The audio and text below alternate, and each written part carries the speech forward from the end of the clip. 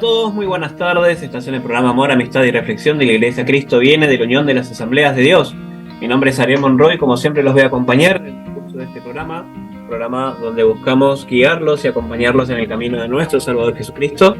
Y como siempre, no estoy solo, me acompaña la señora Priscila Salcedo. Muy buenas tardes. Muy buenas tardes, Ariel, ¿cómo estás? ¿Todo bien? ¿Todo tranquilo? ¿Y vos? También, todo tranquilo, gracias a Dios. Bueno, me alegro. ¿Quién más nos acompaña en la mesa? Bueno, también nos acompaña nuestra compañera Micol Salcedo. Muy buenas tardes, Micol, ¿cómo estás? Bien, bien. ¿Y ustedes cómo estuvo su semana? Bien, También, tranquila. ¿Y la tuya? También, gracias a Dios, bien, tranquila. Qué bueno. Bueno, también nos acompaña nuestro pastor Ramón Argañaras. Muy buenas tardes, pastor, ¿cómo está?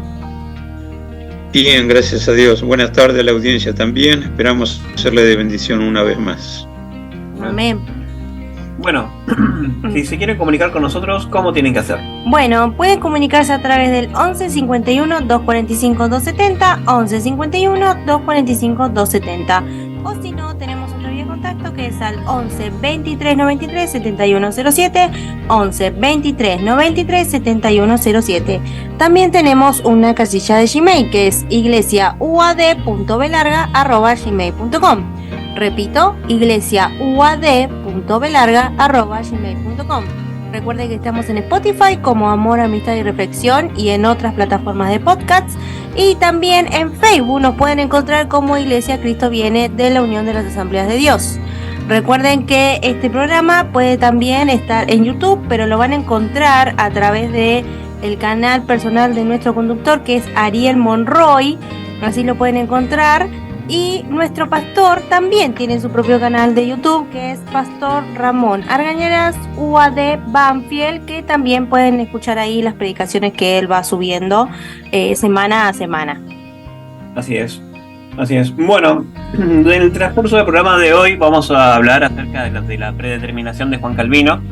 Y bueno, muy a menudo oímos temas como que la salvación nunca se pierde sin importar lo que uno haga, y se contrapone con las ideas de que la salvación la podemos perder si no la valoramos. Entonces, ¿cuál es lo que vale o qué es lo que tiene mayor peso, no? En estos dos programas siguientes vamos a abordar el tema, primero la predestinación, es decir, si una vez sos salvo, sos siempre salvo, y la salvación se pierde si no la cuido. Las posturas teológicas que vamos a explorar es el calvinismo y el arminianismo. Aunque no vamos a profundizarlo, por lo menos vamos a hablar para dar nociones de estas posturas teológicas. Pero bueno, esto lo vamos a ver en el próximo bloque. Ahora los vamos a dejar con una canción de Marcos Barrientos que se llama Dios de lo imposible. Gracias por amarnos, Dios. Gracias, Señor, porque nos amas tanto, que haces de lo imposible algo posible. Gracias, Señor, porque cuando el mundo dice que no debemos y no podemos estar cerca de ti, tu amor nos atrae. Y no solo para decir que te conocemos, sino para disfrutar de la plenitud de tu santidad. Gracias, Señor, por tu presencia y por ser el Dios que va más allá de lo que nuestras expectativas puedan planificar. Gracias, Señor. Thank you, Jesus.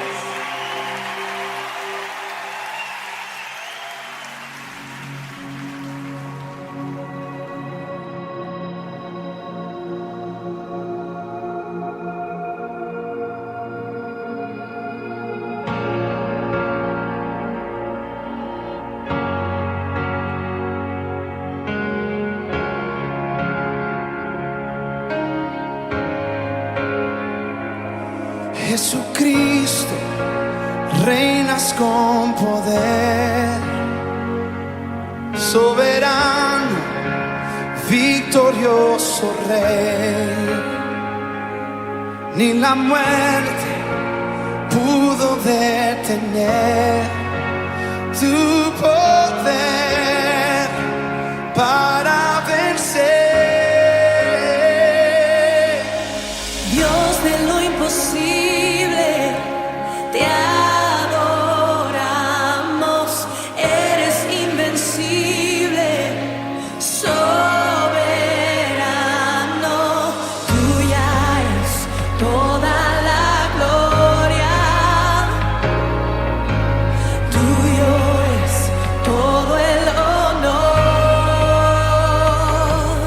Jesucristo, reinas con poder, soberano, victorioso Rey.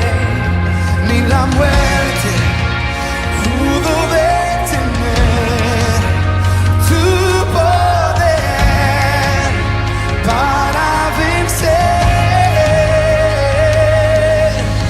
Dios de lo imposible, te adoramos, eres invencible, soberano,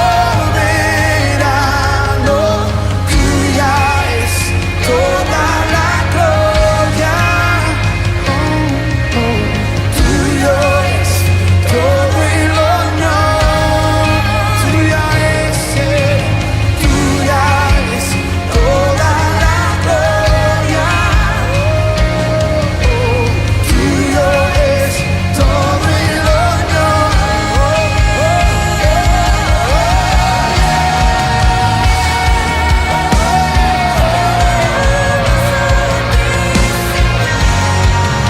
para ti, Señor, solo para ti.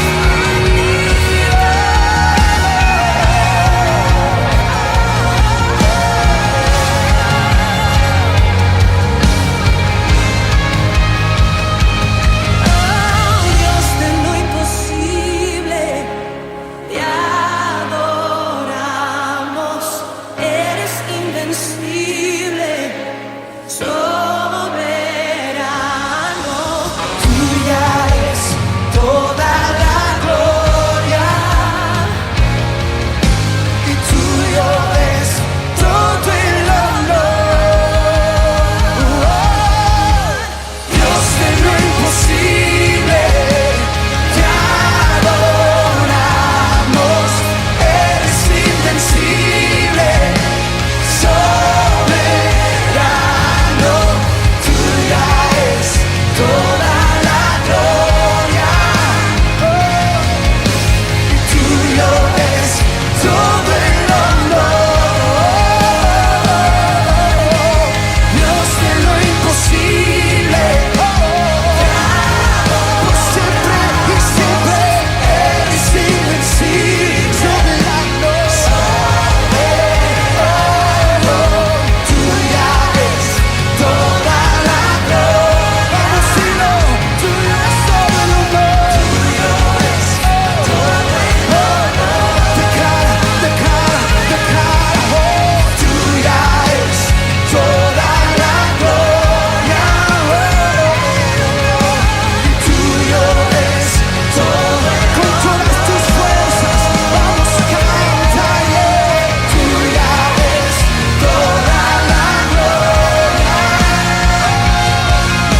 y tuyo es todo el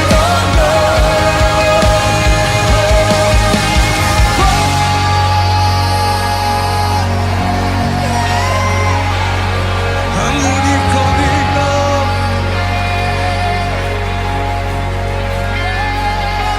al único digno,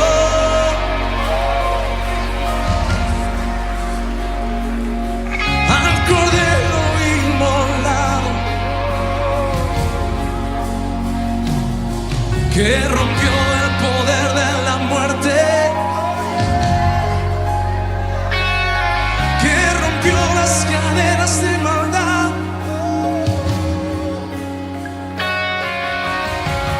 porque no había forma de que el sepulcro lo retuviera, no, no había manera de que las ataduras lo detuvieran, no. Cuando muchos piensan que todo terminó, que no hay remedio, que no hay camino, que nadie puede abrir la puerta de la cárcel, yo te digo, yo soy el Dios de lo imposible, yo soy el Dios de lo imposible, yo soy el Dios de lo imposible, yo soy el Dios de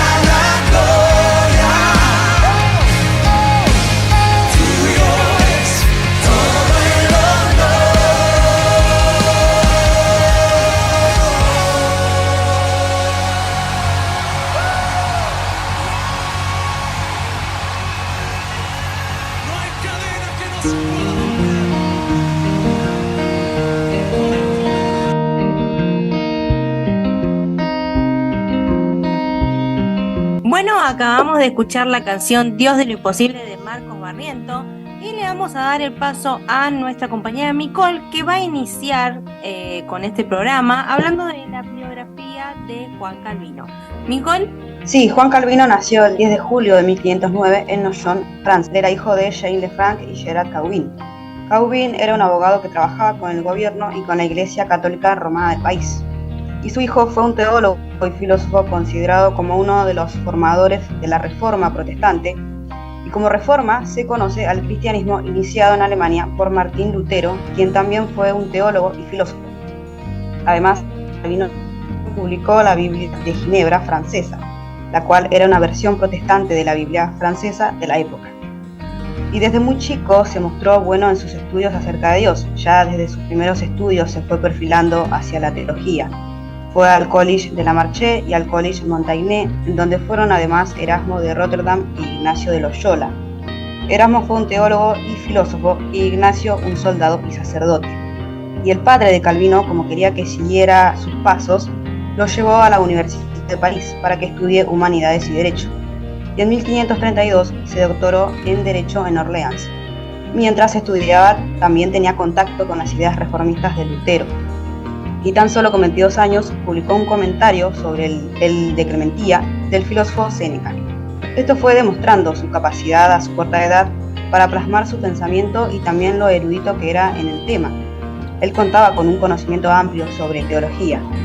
Y en cuanto a su conversión, el rector de la Universidad de París, en 1533, Nicolas Cop, hizo un discurso para darle inicio al ciclo lectivo en el que mostró ideas apoyadas en las de Lutero, es decir, que defendió el hecho de la justificación, la salvación que viene de Cristo, y cuestionó los ataques y persecuciones que sufrían en ese momento quienes se oponían a la Iglesia romana. Es decir, mostraba que esas actitudes eran de intolerancia y maldad contra quienes solo creían en el Señor y su Evangelio. Debido a esto hicieron un sumario en contra de Nicolás. Sí, Nicolás por el sumario tuvo que ir al parlamento de la época, pero un amigo diputado le avisó que no vaya porque la corona estaba presionando para que fuese condenado.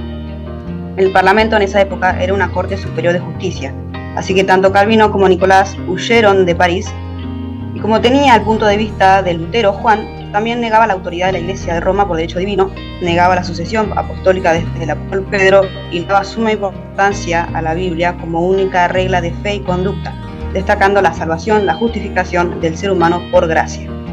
Así que después de este discurso de Nicolás y de su vida de Francia, comienza a escribir acerca de teología que apoyaba a la reforma comenzada por Lutero. Y en Europa, esta reforma continuaba en otros como Farel, un predicador francés que fue perseguido y apedreado por sus convicciones. Y Calvino en 1541 consiguió que la ciudad de Ginebra fuese proclamada República Independiente de Ginebra. Así el Estado reconoció la palabra de Dios del Evangelio. Y Farel, cuando conoció que Calvino llegaba para Ginebra, luego de haber huido de Francia, lo incentiva a seguir con el trabajo que estaba haciendo él. Y Calvino, que tenía 26 años, empezó a ser conocido en Europa por su obra publicada sobre el asentamiento institucional del cristianismo reformado. Luego de esta obra, en Ginebra, se van los dos a la ciudad de Lausana y viajaron hasta ahí para asistir a un debate de discusión religiosa en la Catedral de Lausana. Ese lugar se llenó de gente y habían tanto sacerdotes católicos como ellos que eran reformantes. Y Farel comenzó hablando sobre la tesis que armó, y por el lado católico solo se contraponían acusándolos de ignorar las tradiciones de los primeros padres sobre la presencia real de Cristo en la Santa Cena, que le dicen Eucaristía. Y ante la acusación de los oradores católicos de que Farel no conocía o ignoraba la enseñanza que venía de los primeros padres de la Iglesia, primeros teólogos, Calvino comienza a hablar de ellos para refutar sus dichos. Esto causó mucho revuelo entre las personas quienes apoyaban a Calvino a pesar de no conocerlo, porque demostraba un conocimiento acerca de Dios irrefutable, por las horas que pasó estudiando los primeros teólogos, padres de la Iglesia como San Cipriano, Tertuliano y San Agustín, cuando estudiaba en París. Él fue explicando lo que decían sobre tal tema en sus libros, y un fraile franciscano alzó la voz pidiendo a Dios que lo perdonara por haber enseñado y seguido durante años los falsos dogmas de Roma. Y al tiempo también de esta reunión, 120 sacerdotes y 80 monjes de los distritos de la región se sumaron a la confesión reformada luterana, que también había pasado a ser la religión oficial en esos territorios. Y a mediados de 1537, Calvino y Farel presentaron un documento en el que le pedían a la Iglesia de Ginebra algunas reformas. En la primera pedían que la Eucaristía se haga con verdadera piedad y genuina reverencia, y que se celebrara con más frecuencia. La otra era que se modifiquen las leyes del matrimonio, ya que el Papa las había cambiado sin apegarse a la Biblia, porque la sociedad de esa época era fundamentalmente rural, familiar, política, económica y religiosa. Es decir, era un instrumento para producir relaciones de propiedad y dominación.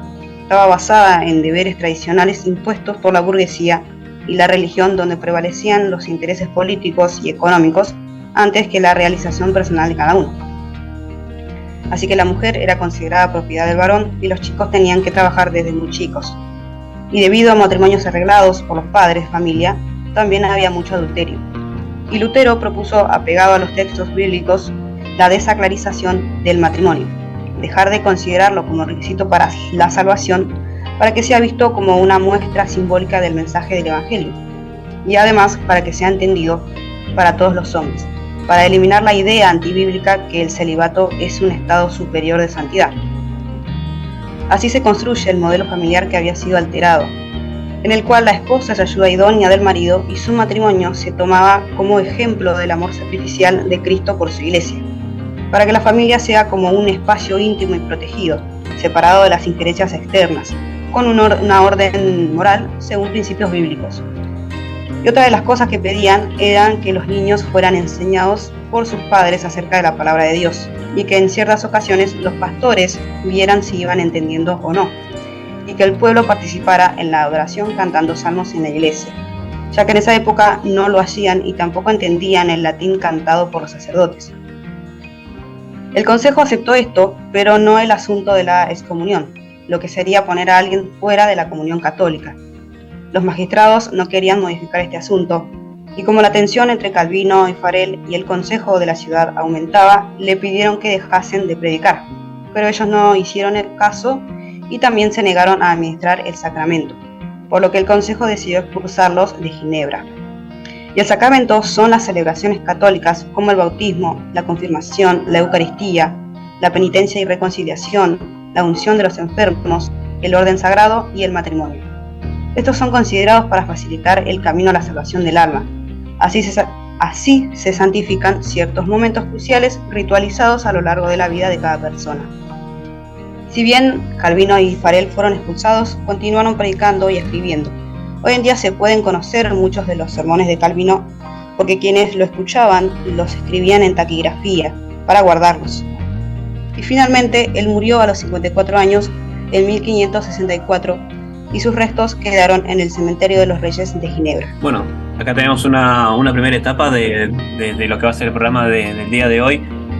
Lo que sí quiero destacar de esta primera parte es cómo se administraba o cómo se desmenuzaba, por así decirlo, la fe que cada uno tenía que tener en su momento, cuál era la visión con la que se estaba mirando las cuestiones de la fe. Y esto es algo importante a destacar porque justamente se moldean las costumbres, se moldean las dogmas, se moldea la fe en base a lo que un grupo de personas deciden sin tener la Biblia en la mano. Y esto es lo que justamente es peligroso y es lo que siempre hay que tener sumo cuidado, de que no son las reglas que nosotros queremos para nuestra vida, sino son las reglas de Dios en la mejor manera que podemos interpretarlas. Pero nuevamente, tiene que ser sí o sí con una Biblia en la mano. ¿Pastor?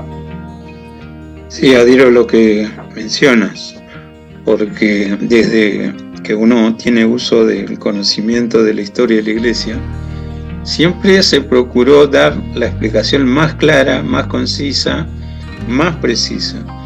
De hecho, uno puede ver de otras personalidades que no están abocados a lo religioso, que también tienen pensamientos religiosos. Por ejemplo, uno que es muy cuestionado, de apellido Descartes, él decía que los demonios están haciendo que el ser humano piense mal, hable mal y haga males. Y entonces formuló su famosa teoría de los demonios. En consecuencia, después lo sintetizó todo como que si uno quiere creer algo y lo dice, bueno, entonces el asunto lo hacemos sencillo. Pienso, luego existo. La realidad es, si yo me alejo de la Biblia, cualquier pensamiento es noble, pero con la palabra de Dios, entendiendo que Dios permite que su Santo Espíritu nos guíe, entonces tenemos una verdadera regla de fe, regla de conducta que hace bien atenderla, porque es algo así como somos iluminados en toda nuestra forma de ser, espíritu, alma y cuerpo. Amén. Amén. Bueno, vamos a cerrar este primer bloque. Los vamos a dejar con una canción de Susi González que se llama Jesús el Rey.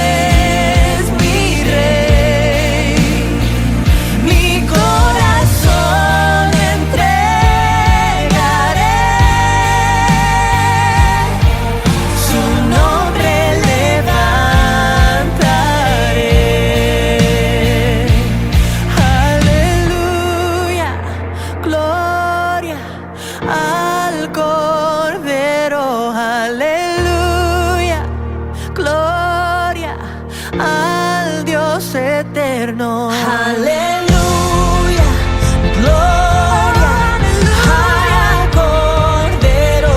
Aleluya, gloria al Dios eterno.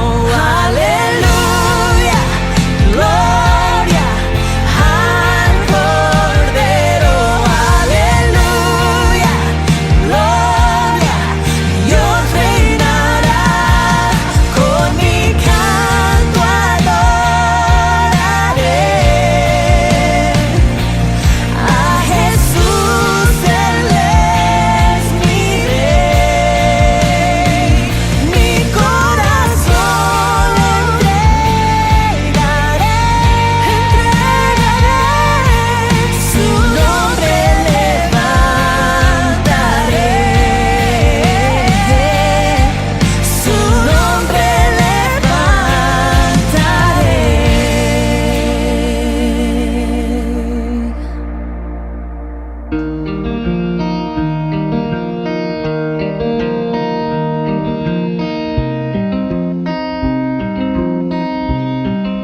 Estábamos escuchando de Susi González la canción Jesús es el Rey. Y bueno, vamos a continuar con esta doctrina, ¿no? La doctrina de la gracia. Sí. La doctrina de la gracia irresistible es una enseñanza calvinista que declara que cuando Dios llama a sus elegidos para salvación, ellos no pueden resistir ese llamado. La teología calvinista diferencia dos tipos de llamado. Dios ofrece el mensaje del Evangelio a todas las personas. Esto se conoce como el llamado externo. Para los elegidos, Dios extiende un llamado interno, el cual no puede ser resistido. El llamamiento externo es el que hacemos cada vez que predicamos el Evangelio a alguien. En este sentido, todos son llamados. Pero los únicos que pueden escuchar este llamado externo son aquellos que han sido llamados internamente por el Espíritu Santo. Los reprobados están inhabilitados para responder o siquiera escuchar dicho llamado. Por ende, jamás serán salvados. El llamado externo es producido por los seres humanos, pero el llamado interno es una obra solamente de Dios y que ocurre solamente en los elegidos. Aunque el llamado externo del Evangelio pueda ser rechazado, el llamamiento interno y especial del Espíritu nunca deja de producir la conversión de aquellos a quienes dicho. Ese llamamiento no es hecho a todos los pecadores, sino que es extendida solo a los elegidos. De acuerdo con esta enseñanza calvinista, el Espíritu no depende en ninguna manera de la ayuda o de la cooperación del pecador para tener éxito en su tarea de traerlo a Cristo. Este llamado lo hace el Espíritu Santo de Dios, que trabaja en el corazón y la mente del elegido para traerlo al arrepentimiento y a la regeneración de una forma eficaz e irresistible, por lo que el elegido no puede hacer otra cosa que venir a Dios, como que no tiene otra alternativa. La doctrina del llamamiento eficaz también es llamada la gracia irresistible y se enseña claramente en la Confesión de Fe de Westminster, un breve resumen teológico apologético del creador calvinista promulgado en 1646, y dicha confesión de fe afirma lo siguiente: a todos aquellos a quienes Dios ha predestinado para vida, y solamente a ellos le agradó en su tiempo señalado y aceptado, llamarlos eficazmente por medio de su palabra y espíritu, de aquel estado de pecado y muerte en el que están por naturaleza, al estado de gracia, salvación por medio de Jesucristo, iluminando sus mentes espiritual y salvíficamente para entender las cosas de Dios, quitándoles su corazón de piedra y dándoles uno de carne, renovando sus voluntades y determinándoles a hacer lo que es bueno por su poder todopoderoso y acercándoles eficazmente hacia Jesucristo. Pero de tal manera que vienen muy libremente, pues por la gracia de Dios están en la disposición de hacer lo bueno. Este llamamiento eficaz proviene únicamente de la libre y especial gracia de Dios, no por cosa alguna previamente vista en el ser humano, el cual es totalmente pasivo en ello, hasta que siendo vivificado y renovado por el Espíritu Santo, la persona es por ese medio capacitada para responder a este llamamiento y para adoptar la gracia ofrecida y transmitida en él. En otras palabras, esta doctrina afirma que el Espíritu Santo nunca falla en traer salvación a aquellos pecadores que Él personalmente llama a Cristo. Él aplica inevitablemente la salvación a todo pecador que Él tuvo la intención de salvar. Debido a que el llamamiento eficaz es un llamado cuyo resultado está garantizado, este no constituye una invitación que el elegido pueda aceptar o rechazar. Al llamar a sus elegidos, Dios no solo los convida a hacer algo, sino que Él hace algo en ellos. Un reconocido teólogo calvinista lo describió de la siguiente manera: aquel que los llama crea en ellos la capacidad para responder, de forma que en el mismo acto de llamar, Él los trae a una nueva vida. En otras palabras, Dios toma la decisión por ellos, manipulando su conciencia, emociones y entendimiento para obtener la respuesta que desea de sus elegidos. Los no elegidos carecen de tal ayuda. Dios los abandona deliberadamente a su suerte, según la interpretación de algunos calvinistas moderados, o los endurece intencionalmente, según los calvinistas ultraconservadores. Tal discriminación divina no parece incomodar a los calvinistas, quienes continúan sosteniendo que es Dios quien causa esta diferencia. Él persuade eficazmente a unos a venir a Él y a otros no. Bueno, ¿cuántas veces ha pasado que se presenta alguna persona diciendo que es el elegido de Dios o el llamado de Dios y mucha gente empieza a creer en él porque justamente como él se proclama ser un elegido de Dios, mucha gente como que no lo discute o que no se alarma de que se pueda presentar o apersonar de esa manera? Y bueno, justamente es una situación un poco peligrosa también en el sentido de que no cualquiera se tendría que estar llamando a ser el hijo de Dios, no cualquiera tendría que ponerse esa capa, por así decirlo, y es peligroso, bueno, justamente tratar de compararse con Dios, ¿no? Entendemos que Dios no tiene comparación alguna con nadie y ponerse a la altura o querer ponerse a la altura de Dios es algo que es inviable. Pero bueno, algunos de los versículos usados para apoyar esta enseñanza son primeramente Romanos capítulo 9, versículo 16, que dice: así que no depende del que quiere ni del que corre, sino de Dios que tiene misericordia. También lo vemos en Filipenses capítulo 2, versículos 12 y 13, cuando dice: por tanto, amados míos, como siempre habéis obedecido, no como en mi presencia solamente, sino mucho más ahora en mi ausencia, ocupados en vuestra salvación con temor y temblor, porque Dios es el que en vosotros produce así el querer como el hacer por su buena voluntad. En Juan, capítulo 1, versículos 12 y 13, más a todos los que le recibieron, a los que creen en su nombre, les dio potestad de ser hechos hijos de Dios, los cuales no son engendrados de sangre, ni de voluntad de carne, ni de voluntad de varón, sino de Dios. Juan, capítulo 6, versículos 28 y 29, entonces le dijeron: ¿qué debemos hacer para poner en práctica las obras de Dios? Respondió Jesús y les dijo: esta es la obra de Dios, que creáis en el que Él ha enviado. Hechos, capítulo 16, versículo 14. Entonces una mujer llamada Lidia, vendedora de púrpura de la ciudad de Tiatira, que adoraba a Dios, estaba oyendo, y el Señor abrió el corazón de ella para que estuviese atenta a lo que Pablo decía. Bueno, acá lo que podemos ver, más que nada destacar, es el capítulo de Juan, el capítulo 1, que es el que estamos viendo, sino que está hablando de la voluntad de Dios, y justamente Dios nos pone la voluntad de hacer las cosas, pero no es que somos robots. Y segundo, el capítulo 6 de Juan, en donde dice: esta es la obra de Dios, que creáis en el que Él ha enviado. Acá estamos hablando de Jesús, justamente, no es que estamos hablando de cualquier enviado de Dios, o de cualquier persona que diga llamarse que es un enviado de Dios. A ver, no estamos diciendo que no haya llamamientos de Dios. Sí existe, pero no de ahí al punto de darle algún tipo de entidad superior a una persona que comparte la palabra de Dios. Ahí ya hay una gran diferencia. Entonces, ¿enseña la Biblia que la gracia de Dios es irresistible para los elegidos y que los demás están inhabilitados y jamás podrán alcanzarla? La respuesta es no.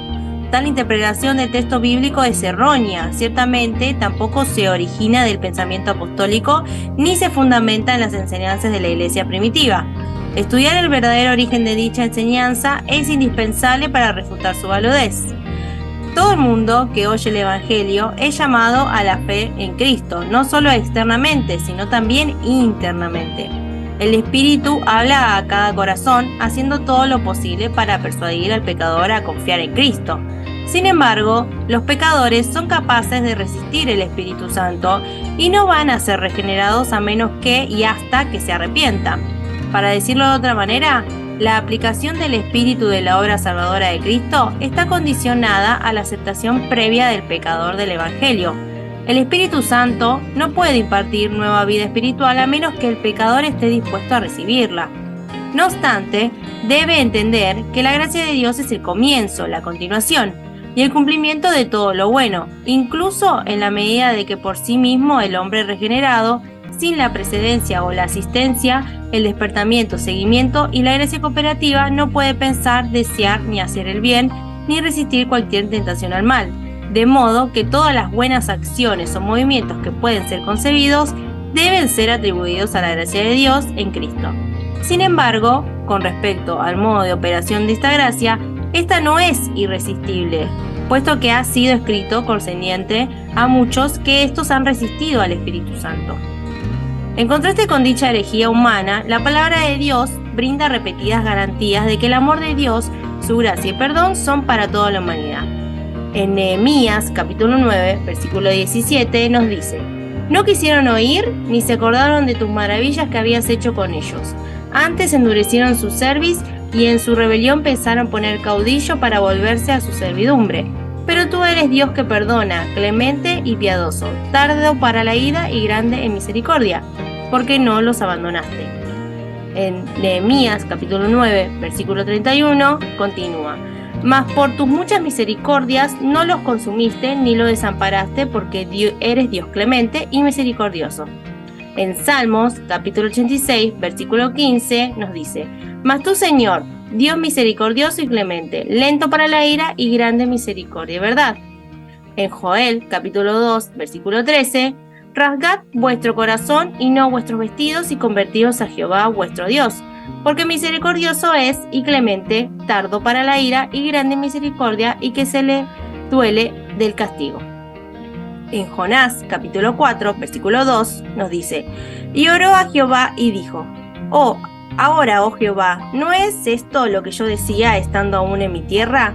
Por eso me apresuré a huir a Tarsis, porque sabía que tú eres Dios clemente y piadoso, tardo en enojarte y de grande misericordia, y que te arrepientes del mal. Bueno, acá podemos ver justamente el hecho de que Dios se presenta con oportunidades y no con obligaciones. Dios se presenta para darte su salvación, pero nuevamente la salvación es personal. Lo dijimos en muchos programas, pero es lo que más cuesta entender, porque mucha gente se cree tener ganado el cielo por ser simplemente una persona nacida en una cuna cristiana, por así decirlo. Toda tu familia es cristiana, yo soy cristiano y listo, no tengo que hacer más nada en mi vida. O en contraparte, la gente que se cree que es llamada por Dios, entonces la gente empieza a confiar en Él, empieza a creer en Él, pero su vida realmente no es para nada alineada a lo que expresa la Biblia. Entonces tenemos este tipo de situaciones en las cuales nos da a pensar de si esta teoría de la teoría calvinista es la correcta o no. ¿Pastor? Sí, una de las porciones bíblicas que tomaron en esta parte del programa dice: Mas a todos los que le recibieron, a los que creen en su nombre, les ha dado el derecho de ser hijos de Dios. Entonces el mensaje se predica universalmente. Y como lo dice el profeta Isaías, ¿quién ha creído a nuestro anuncio? ¿Sobre quién se ha manifestado la mano de Jehová? Es evidente. También hoy se sigue predicando todo el mundo. Pero no todos los que oyen tienen la voluntad para recibir. Y luego de recibir la voluntad para recibir lo que Dios ofrece, Dios da la fe. Entonces, ¿de qué gracia irresistible me hablas si Dios no avasalla la voluntad humana? Entonces, clara y determinadamente, Dios no solamente respeta la voluntad humana, para Él el sí te trae aparejado todo lo que tiene programado para darte, y el no, vos inhibís a tu vida de comenzar a disfrutar la propuesta de Dios con la ayuda también de su Santo Espíritu para ser fiel. Fiel a Dios, fiel a la palabra de Dios. Y de eso vamos a hablar en el desenlace del programa, la meditación final, de que realmente es una excelente postura, pero entendiéndola bien. Y si no la entiendo bien, caigo en lo que se conoce hoy como mal entendimiento de la gracia irresistible de Dios. Termino con esta reflexión. Hay un versículo que dice: irresistibles son los dones y el llamamiento de Dios. Lo vamos a explicar al final. Yes. Bueno, vamos a terminar este bloque. Los vamos a dejar con una canción de Miel San Marcos que se llama Mi esperanza está en ti.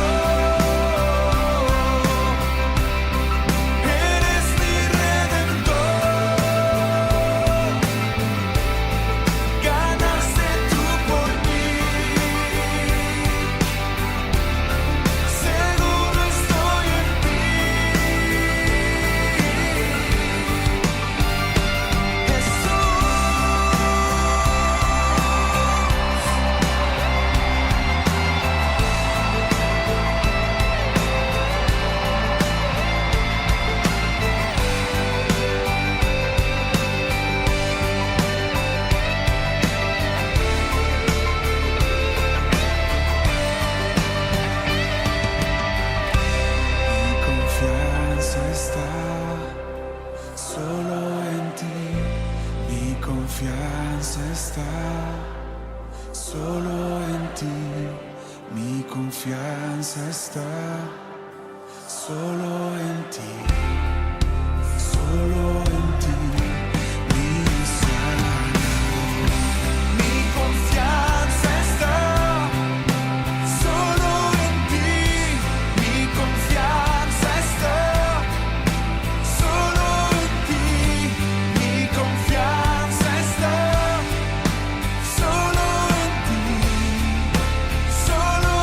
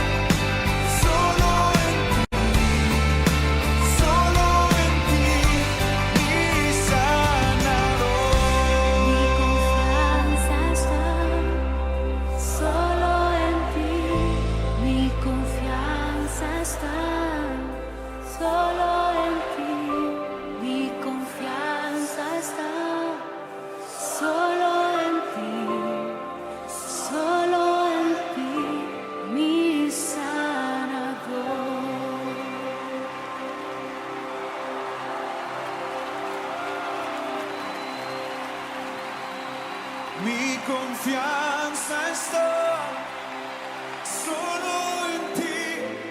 Mi confianza está solo en ti. Mi confianza está solo en ti. Solo en ti. Mi sanador, dilo. Mi confianza está solo en ti. Mi confianza está solo en ti. Mi confianza, grítalo, solo en ti, solo en ti. Una última vez. Mi confianza está mi confianza está solo en ti. Mi confianza está solo en ti.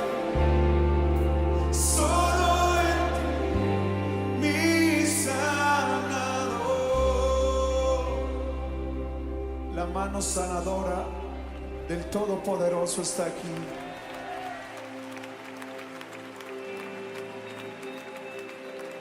Él te sana, Él te hace libre. Proféticamente extiende la mano al que tienes al lado. Señor, declaramos sanidad. Por tus llagas somos sanos. Por tus heridas, por tu sangre, hoy somos limpios. Ordenamos que toda enfermedad se vaya en el nombre de Cristo Jesús. Ordenamos que toda lepra, que es tipo del pecado, tipo de ataduras, tipo de maldiciones, ordenamos que hoy se vaya en el nombre de Jesús. Somos una generación limpia. Somos una generación que le pertenece a la sangre de Cristo. No le pertenecemos al pecado. No le pertenecemos a ninguna enfermedad. Le pertenecemos a la sangre del Cordero de Dios. Somos libres. Somos libres.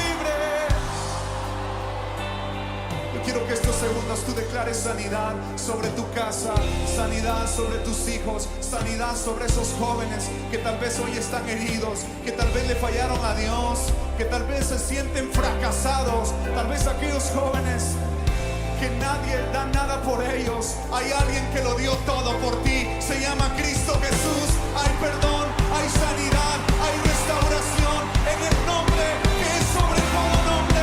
Hoy eres sano, hoy eres libre. Mi confianza está solo en ti. Mi confianza está solo en ti. Mi confianza está solo. Todo cáncer se va en el nombre de Jesús. Toda enfermedad se va en el nombre de Jesús. Grita, mi confianza. Dios está sanando tu casa. Dios está trayendo sanidad a México. Dios está trayendo sanidad a las naciones de la tierra. Nuestra confianza está solo en ti. Grítalo, grítalo. Mi sanador, mi confianza.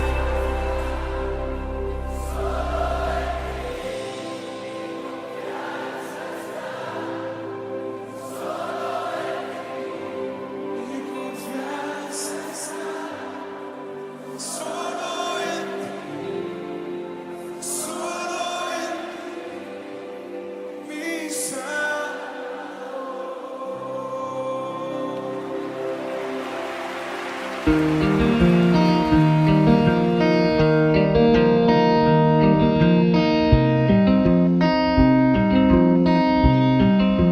Bueno, acabamos de escuchar la canción Mi esperanza está en ti de Mies San Marco y ahora le vamos a dar el espacio a nuestro pastor, pero antes vamos a ir a nuestra Biblia, vamos a ir a Primera de Juan, capítulo 5, del versículo del 11 al 13. Primera de Juan, 5 del 11 al 13, la Biblia dice. Y este es el testimonio, que Dios nos ha dado vida eterna, y esta vida está en su Hijo. El que tiene al Hijo tiene la vida, el que no tiene al Hijo de Dios no tiene la vida. Estas cosas os he escrito a vosotros que creéis en el nombre del Hijo de Dios, para que sepáis que tenéis vida eterna y para que creáis en el nombre del Hijo de Dios. Amén. Lisa y llanamente. Quien tiene al Hijo, tiene la vida. Quien tiene vida, puede pensar. Quien no tiene vida, no piensa. Aún contestando no al filósofo René Descartes, pienso, luego existo. No, señor, sería existo primero y luego aprendo a pensar. Ideas muy loables, ideas que te hacen reflexionar, ideas que merecen la pena ser repetidas. Pero vamos a ver en estos dos programas que lo importante es tener vida. La vida en sí es un regalo de Dios. Y si esa vida como regalo de Dios se potencia con la fe que viene de la misma fuente, entonces yo puedo entender, este es el testimonio, que Dios nos ha dado vida eterna. Y esta vida está en su Hijo. La oración de Jesús, San Juan 17. Padre, esta es la vida eterna, que te conozcan a ti, el único Dios verdadero, y a Jesucristo, a quien tú has enviado. Entonces, más allá de pensamientos con color a religión, más allá de una mente muy instruida que llega a elaborar esa idea que una vez salvo, siempre salvo, es un pensamiento muy noble y uno dice amén, gloria a Dios. Pero la vida tiene que dar testimonio que está realmente la fe de su amado Hijo Jesús. Claramente dice, el que tiene al Hijo tiene la vida, el que no tiene al Hijo de Dios no tiene la vida. Entonces, ¿cómo está muerto espiritualmente? Si estoy muerto espiritualmente, se da lo mismo que en la muerte física, una definición filosófica de lo que sería la muerte, ya que estamos con pensamientos de filósofos, teólogos, pensadores. Una definición de la muerte sería: la muerte es el fin de todas las posibilidades. Si quieres, haz un tratado sobre ese pensamiento muy noble. Entonces yo puedo tener 1.000.000 de ideas, como cometí el error de, en lugar de poner arminianismo, puse arrianismo. Son dos cosas diferentes y dos posturas de pensamiento muy diferentes. Arrio llegó a pensar que Jesús ni siquiera era divino, que sí, como cualquiera de nosotros, necesitamos el Espíritu Santo de Dios para tener algo divino. Wow. Así hay llamados padres de la iglesia a lo largo de la historia en que se formó la iglesia, desde la ascensión de Cristo hasta nuestros días. Muchos líderes que se pasaron de la raya pensando en una definición muy propia, muy exquisita. Pero lo único que salva es la palabra de Dios. Lo único que te trae lo de Dios es que realmente por la fe Jesús esté con vos. Estas cosas os he escrito a vosotros que creéis en el nombre del Hijo de Dios, para que sepáis. ¿Qué cosa? Que tenéis vida eterna. También para que sepáis y creáis en el nombre del Hijo de Dios.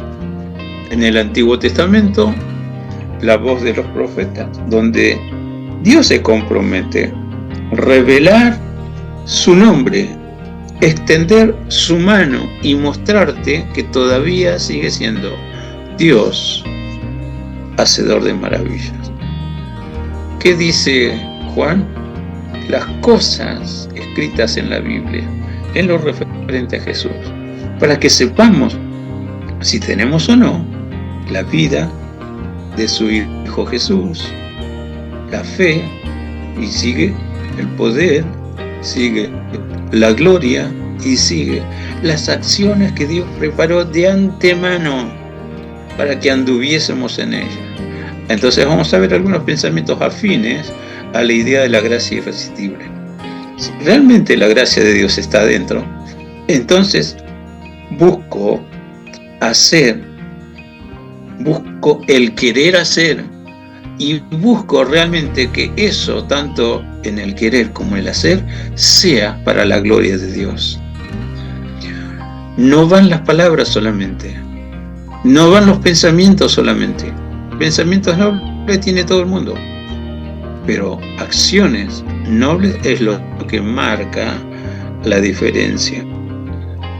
Mas a todos los que le recibieron les da el poder, la autoridad, el derecho de ser hijos de Dios. Ahí estamos con el pensamiento.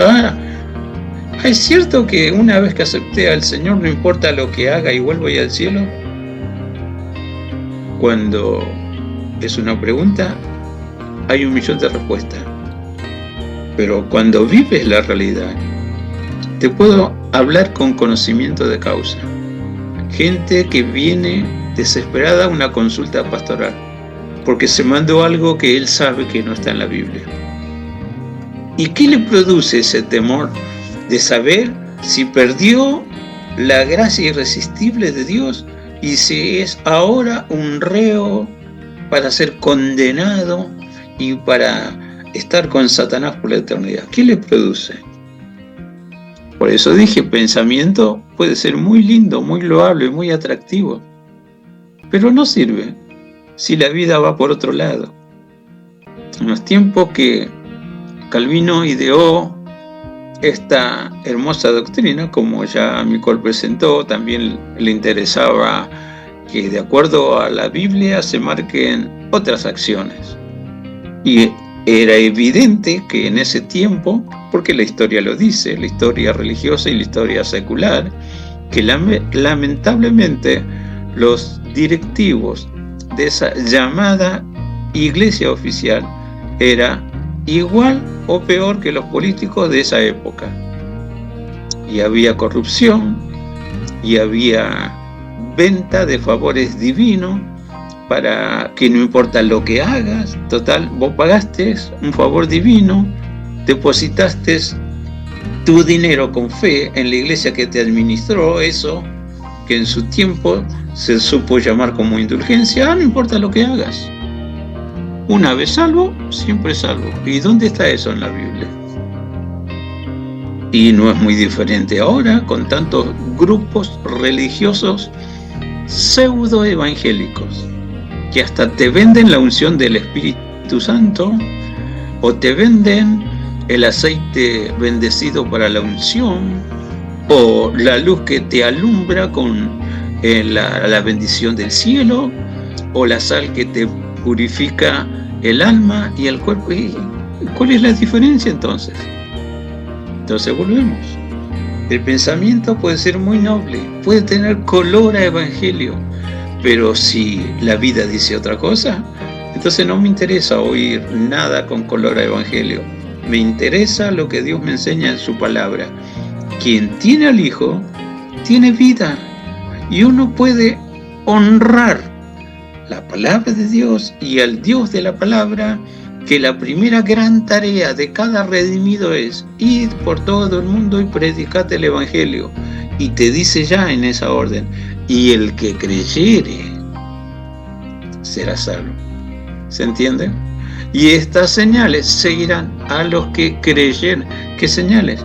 Y que Dios seguirá moviendo su poder, su gloria, por su gran corazón de Dios, por su misericordia, por su piedad, y habrá milagros, habrá sanidades, habrá liberaciones, habrá bautismos en el Espíritu Santo, y habrá provisión extra de seguridad, porque dice, si comieren cosa mortífera, no les hará daño. Dice, accidentes fortuitos o casuales, y si fueren mordidos por serpiente, no les hará daño. Porque está la seguridad que Dios brinda, que hay una protección integral mientras estés moviéndote en la dirección de Dios. Ahora, si yo no me muevo en la dirección de Dios, entonces es para empezar a dudar si realmente he creído y aceptado la fe. Si yo no veo la diferencia, ¿qué es el Espíritu de Dios que me ha librado del poder del mal y que me ha librado de la corrupción del pecado para que no me obligue a hacer cosas indebidas? Pablo manifiesta esto porque él mismo lo vivió en Romanos, cuando dice: no hago el bien que quiero, sino el mal que no quiero, eso hago. Y qué pobre de mí, miserable de mí. ¿Quién me va a librar de esta ley del pecado? Pero finalmente, antes de terminar ese pensamiento, esos conceptos, dice: pero gracias sean a Dios, que me ha librado, me libra y me librará. A los corintios lo mismo: Dios me ha consolado, me consuela y me consolará. Y agrega en todos los escritos paulinos: Dios nos llamó a esta vida para ser santos, para anhelar santidad.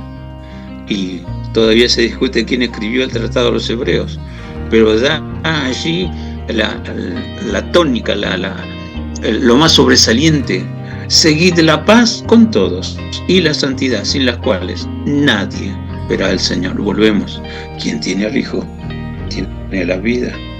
Ganas de respirar santidad, porque Cristo está y Cristo te induce. Te conviene la santidad, hijo. Te conviene dar testimonio que realmente he llegado a tu vida. Entonces uno puede sopesar, porque de adentro Cristo con su Santo Espíritu te dice: es un pensamiento ajustado a mi palabra. Y si tienes duda, te invito, recorremos juntos la palabra de Dios para ver si eso es así. Y uno puede descubrir que si no se repite en algunas porciones extra la porción original que leí, y puedo sacar cualquier cosa, porque todo pensamiento que produce vida está de acuerdo en un todo al contexto general de la Escritura. Vimos en estos días los modelos de oración. El martes en Bursaco, y los que estuvieron recordarán que Dios ha puesto ya su bandera que flamea y le dice al mundo espiritual: esto es propiedad de Dios, aquí hay anhelo por vivir con Dios. Pero también dice, nos ha dado la fe para seguir entendiendo que no solamente Dios es hacedor de maravillas, nosotros también, por medio de la fe, dice: en Dios haremos proeza. Con el pensamiento y la palabra muevo a la gente, pero con la vida de Dios llevo palabra transformadora y marco la realidad, que la santidad que yo anhelo tener de todo lo que me ofrece Dios es el seguro contra todo lo que es fuerza de oposición que me induce a ser avasallado, a concebir, a pensar y finalmente dar a luz el mal. Practico el mal y caigo de la gracia de Dios, como le pasó a Adán y Eva. Cayeron de la gracia de Dios por oír otra voz. Dijo Dios, ¿seguro que dijo Dios que ni lo toquen? ¿O dijo no coman de este fruto? Pero en el momento ahí de excitación, de exaltación, y la verdad que no me di cuenta de eso, pero ya concebí la idea maldita del mal, lo alimento, lo doy a luz y cayó el hombre de la gracia de Dios. No es muy diferente ahora. No es muy diferente ahora. Por andar coqueteando con el mal, con los que vive el mal, si yo no corrijo eso con mi anhelo, con mi voluntad dispuesta a honrar a mi Dios, y quiero tener lo que Él me ofrece, si yo no corrijo el convite del mal, y porque me parece, y mira, tiene otro semblante más satisfecho, más autorrealizado. Dios dice: hijo, todavía no llegó la mejor época, el mejor tiempo que anhelas. Estoy en eso. Colabora conmigo y yo te voy a enseñar lo que tal vez en tu casa no aprendiste. Porque hemos visto, ¿no?, la idea de Calvino y que se enseña el Evangelio en la casa. Anda a decirle a cualquier niño, ¿y qué te dicen del Evangelio en tu casa? Los chicos hoy están enseñando a los padres. Y cualquier chico, de cualquier clase. A veces hay una controversia acá cuando viene mi señora cansada y mi hija cansada de estar todo el día con los chicos, que ese día vinieron desatados y cada uno quiso hacer lo que se le cantó, sin importar que su maestra estaba delante. Esto que me hicieron renegar. Y yo le digo, ¿cómo andan los niñitos de Dios? Los angelitos que Dios puso para que vos los formes. Y me quedan mirando como diciéndome, me gustaría que estés un ratito con angelitos de Dios. Y si me llegan a decir eso, yo diría, me gustaría que estés ministrando la palabra de Dios, a ver la reacción de la gente. Porque algunos te miran con cara de poco amigos. Otros que sí, que van a buscar a Dios, están sopesando cada palabra. Pero se genera un espíritu, y no es precisamente el espíritu expectante que el santo Dios genera en los que le buscan con sinceridad, sino un espíritu carnal. ¿Cuándo terminará el pastor? Porque tengo otros compromisos. Y el orden de prioridades, que para Dios se hace en el último minuto, en el último segundo, y lo que pude encontrar, bueno, es para pensar. Dios se merece siempre lo mejor de la vida. Entonces vamos a descubrir, y también la otra postura que la vamos a ver, Dios mediante, en el próximo programa, que se pierde o no al final la salvación.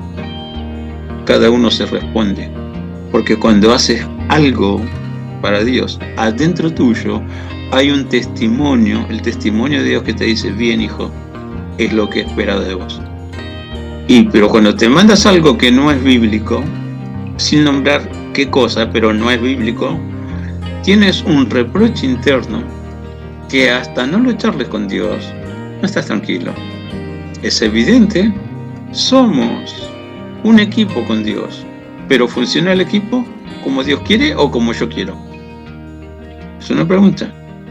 Y esa pregunta, al contestármela, estoy aseverando que tanto el pensamiento de Calvino como del otro, del que está diciendo que sí, la salvación se pierde, el arminianismo, cuidado con lo que hace, cuidar la salvación con temor y temblor, y ambos tienen base bíblica, y tienen aceptación bíblica y también refutación bíblica. Pero yo te estoy diciendo, si el Espíritu de Dios que ha generado vida está con vos, te hace estar 100% que estás en Dios, que sos de Dios, la iglesia que Dios tiene aquí en la tierra, que no por mucho tiempo, porque los tiempos a pasos acelerados parece que hoy están corriendo, porque se está cumpliendo la profecía del fin del tiempo de la gracia, pero apresuradamente. Hay gente que ignora todo. Total, la vida es corta, hay que vivir, hay que aprovechar lo máximo. Y hasta puedo escuchar algunas sugerencias diabólicas. El pastor habla porque está en eso, piensa en eso, y por supuesto siempre va a tener un mensaje diferente para huir. Bueno, procuro que el mensaje sea de Dios. No importa que no me quieras ver, pues escucha la palabra de Dios. Y si no quieres ver, entonces yo te digo, trata de entender si es así como digo. Entonces te doy el desafío. Corrobora con tu Biblia, con tu forma de pensar, si lo que dije es así. Dios no nos llamó para ser amigos, nos llamó para ser hijos suyos. Y la afinidad de ser hijos suyos trabaja de una manera diferente y nos hace uno en el pensar con Dios, pero manteniendo cada uno su vida, su pensar, su ser potenciado en el Espíritu Santo de Dios. Al fin y al cabo estamos para estimularnos al amor, a las buenas obras, y si crees que una vez salvo siempre salvo, cuidado. De parte de Dios sí, pero falta tu parte. Y trabajando a la parte de Dios te puedo asegurar, Dios te da ese testimonio. Hijo, mis ovejas no solamente oyen mi voz, porque oyen mi voz, me siguen. Y no solamente porque me siguen y oyen mi voz, yo las cuido, son mías y nadie las arrebatará de mi mano. Es la seguridad que Dios nos brinda.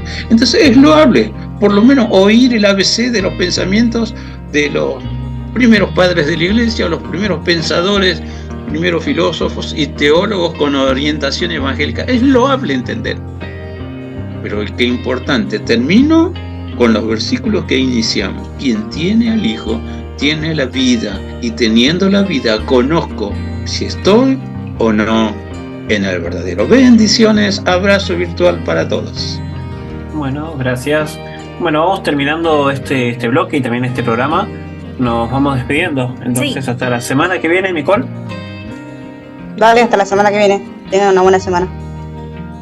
Igualmente, hasta la semana que viene, Pastor. Dios mediante, ahí estaremos, así que los esperamos. Así es. Bueno, hasta la semana que viene, Pepi. Hasta la semana que viene, Ari. Los voy a dejar con una última canción. En esta oportunidad es de Julio Melgar. La canción se llama Eres el gran yo soy. Hasta la semana que viene.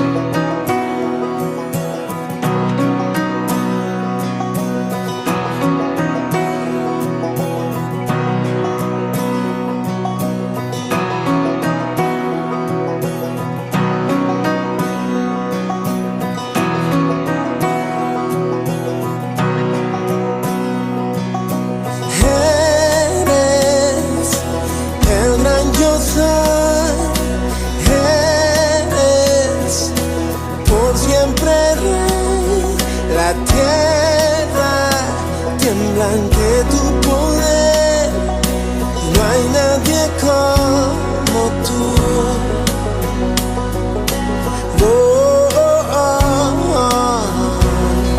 Digno, digno, Cordero de Dios, Santo.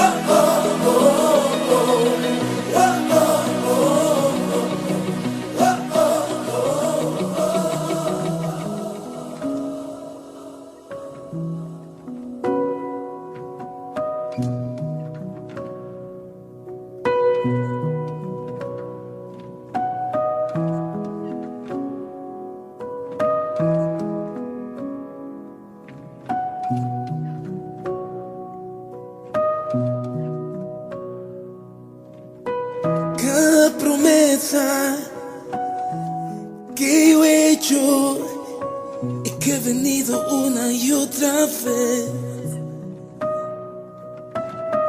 Aun cuando no he cumplido, tú me vuelves a ver con ojos de amor. Me haces ver lo que no puedo ver.